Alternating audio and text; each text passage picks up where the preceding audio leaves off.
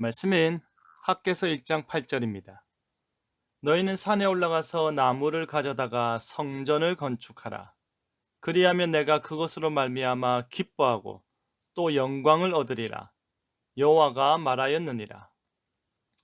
하나님 우선주의라는 제목으로 말씀이 주는 교훈 함께 나누겠습니다. 구약 성경을 이해하는 데 있어서 빼놓을 수 없는 개념 중 하나가 바로 성전입니다.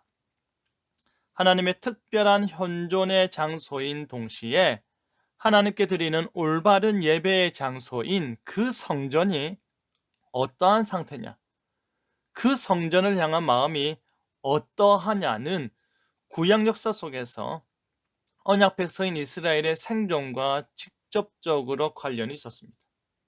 학개 선지자가 지금 예언하고 있는 이 시기는 다리오 왕 2년, 즉 BC 520년 때입니다. 하지만 학개 선지자가 지적하는 바는 바로 스룹바벨 총독에 의한 1차 포로기한 후 약 20년에 가까운 기간 동안 이스라엘이 여전히 성전을 완공하지 못한 상태라는 것입니다. 그럼에도 불구하고 2절을 보면 백성들은 여호와의 전을 건축할 시기가 이르지 아니하였다라고 합니다. 하지만 하나님의 생각은 달랐습니다. 4절에 하나님께서 이 성전이 황폐하였거늘 너희가 이때에 판벽한 집에 거주하는 것이 옳으냐고 물으십니다. 이와 같은 하나님의 질문은 유다 백성들이 결코 경제적 궁핍이나 주변의 정치적 여건 때문에 성전을 짓지 못한 것이 아니라는 것을 그대로 보여줍니다. 그들은 하나님의 성전이 회파되어 보기 흉할 정도로 황무하게 되었으나 자신들의 집은 호화롭게 꾸미고 있었기 때문입니다.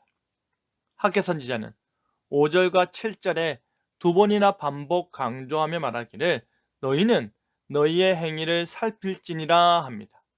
성전을 지을 때가 아직 되지 않았다라는 가증스러운 변명이나 하지 말고 자신들의 상황을 정확히 분석하라고 말하는 것입니다.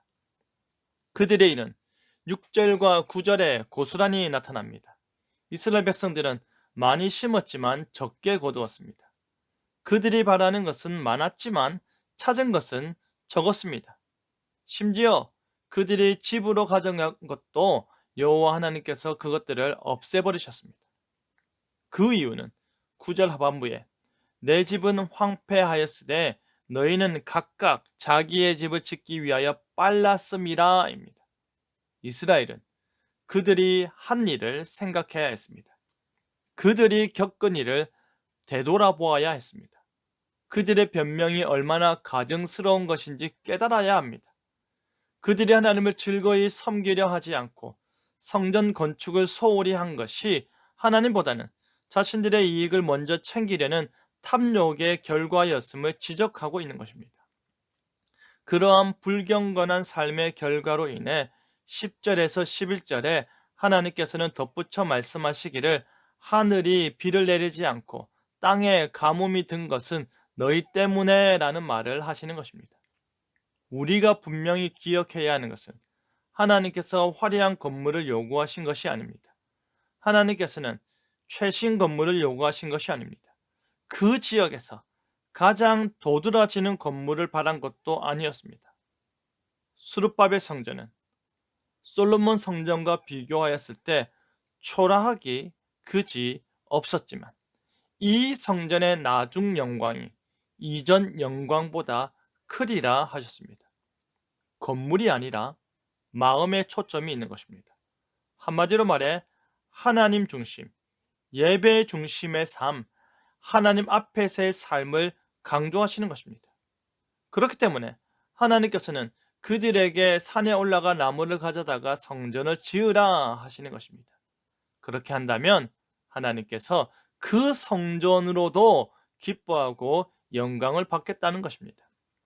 우리는 우리 자신들에게 온통 쏟아져 있는 마음을 하나님을 향해 열어야 할 것입니다.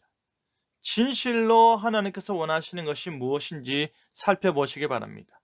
진실로 우리의 삶 속에서 일어나는 일에 대해 살펴보시기 바랍니다. 하나님의 메시지가 분명히 있습니다. 그 메시지를 보고 듣고 깨닫는 일을 먼저 하시길 바랍니다. 하나님께서는 그에게 우선순위를 두는 자들을 기뻐하십니다. 하나님께서는 그에게 먼저 영광 돌리는 자들에게 복 주십니다. 하나님 중심주의, 하나님 우선주의의 삶을 살아내는 저와 여러분 되기를 간절히 바랍니다. 아멘.